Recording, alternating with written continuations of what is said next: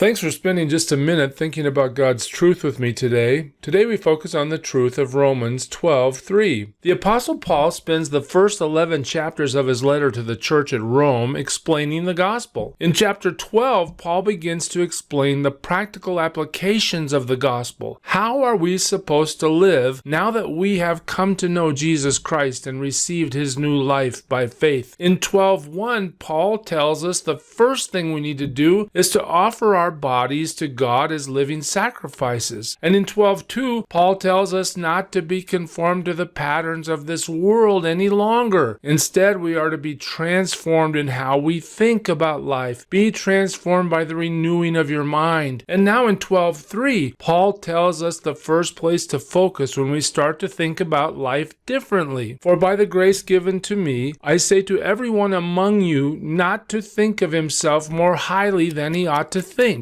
but to think with sober judgment, each according to the measure of faith that God has assigned. It's time to start the clock and break it down.